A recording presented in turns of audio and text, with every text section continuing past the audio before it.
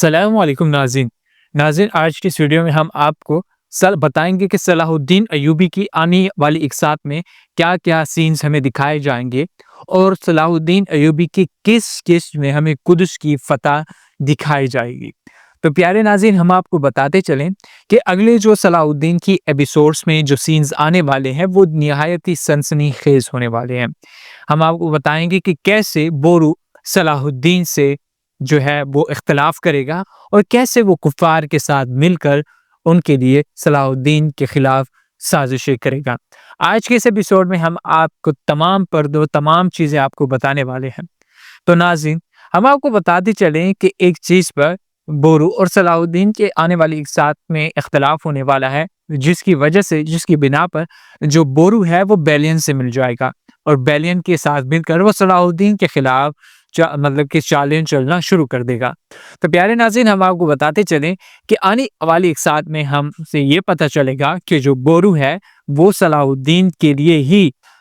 कुफ़ार से मिला था और सलाहुद्दीन के हुक्म पर ही वो ये एज़ अ प्रिटेंड कर रहा था कि वो सलाहुद्दीन के सर के खिलाफ है, ताकि वो कुफ़ार की चालों से पर्दा उठा सके। जी हाँ दोस्तों, लेकिन आखिरकार जो बोरू है वो पकड़ा जाएगा और जो बोरू का जो चाल है, मंसूबा है, वो बेरियन के सामने सब कुछ फ़ाश हो जाएगा और वो उन दोनों की लड़ाई हो जाएगी और एक किस में हमें ये भी दिखाया जाएगा कि किस तरह बोरू बेलियन से लड़ते-लड़ते उसे खाई से धक्का दे देगा। जबकि बेलियन गिरेगा लेकिन बच जाएगा।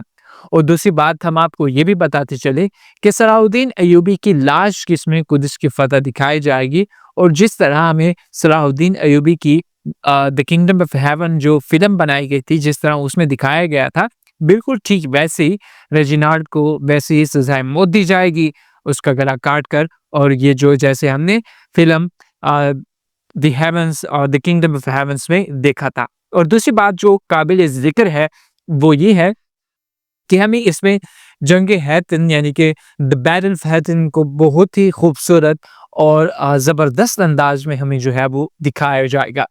और जो दूसरी बात हम करते चले, जैसे हमने आपको वीडियो के शुरू में बताया था कि हम ये भी तज्ज़िया करेंगे कि इस ड्रामे में कौन-कौन सी चीज़ें जो ऐसी हैं जो तारीख़ के रिलेटेड नहीं थी और जो हमें आने वाली अक़सात में दिखाई जा सकती हैं।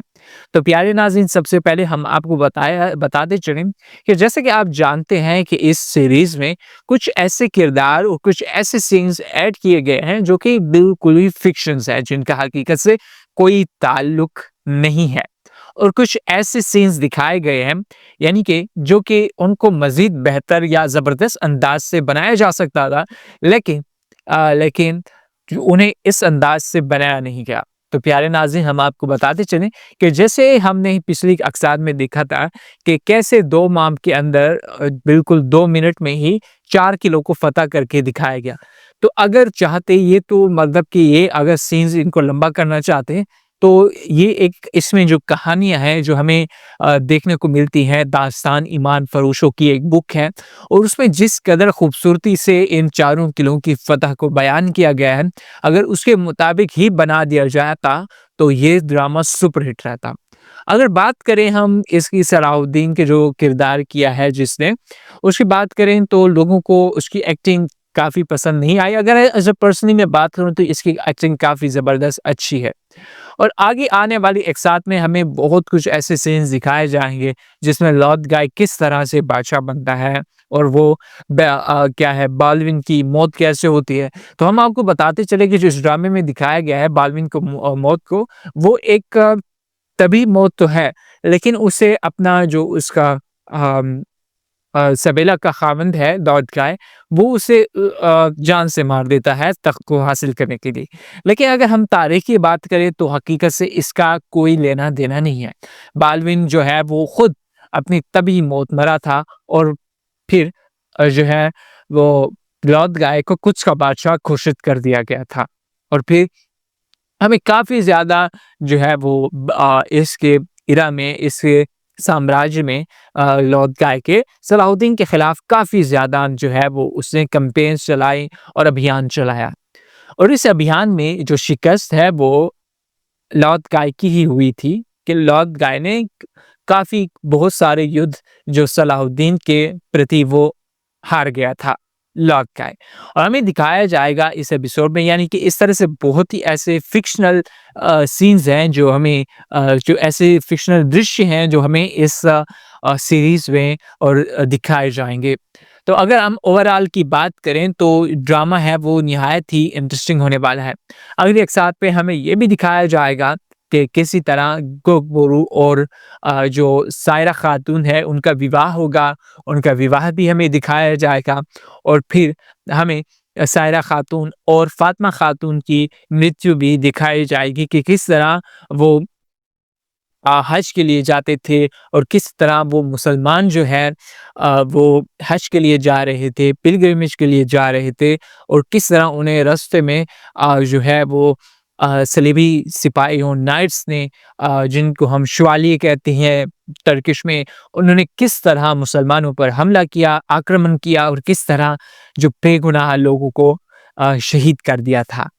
वो गरीब जो हज के लिए जा रहे थे, ठीक है? तो जी, तो उन्हें बेदर्दी से मारा गया तो फिर उसने जो रेजिनाल्ड है, जो हमें ड्रामे में तो नहीं दिखाया गया लेकिन तारीख के मुताबिक उसने मुसलमानों के लिए दिल सोज़ जुमले या अफ़सरदा जुमले भी कहे थे, जिसकी बिना पर सलाहुद्दीन ने जो ड्रामे भी हमें दिखाया जाएगा कि सलाहुद्दीन ने ये कसम खाई थी कि मैं जब तक रेजिनाल्ड को नहीं मार लेता तब तक मैं चैन की नींद नहीं सोऊँगा। तो हमें ये ड्रामे में बहुत ही ये दृश्य खूबसूरत और प्रकृति के ज़रिए हमें दिखाया जाएगा कि कितने खूबसूरत अंदाज़ में इस दृश्य को फ़िल्माया गया है।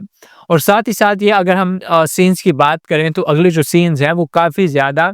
तेज़ रफ़्तारी से गुज़रने वाले हैं। सब्क रफ़्तार से तमाम सीन्स जो गुज़रने वाले हैं और हमें डायरेक्ट ही तकरीबन अगर हम वॉल्यूम्स की बात करें तो फ़िलहाल जो करंट वॉल्यूम चल रहा है वो 52 है और जो लास्ट वॉल्यूम है सलाहुद्दीन का वो 58 है। यानी कि लास्ट किस्त से कुदस की फ़तह से जो वॉल्यूम्स बाकी हैं उनकी तादाद तकरीबन 6 है। यानी कि 6 वॉल्यूम के जो कि अगर हम इसकी बात करें हम टीवी के हिसाब से बात करें तो तकरीबन ये बनने वाले हैं अगर एक एक वॉल्यूम में तकरीबन अगर बात की जाए तो 4 अक़सात निकलती हैं हम वालों की। तो इस हिसाब से 4 को अगर हम मल्टीप्लाई करें 6 से 6 छः 12, 6 18, 6 24 यानी कि 24 अक़सात के बाद जो है वो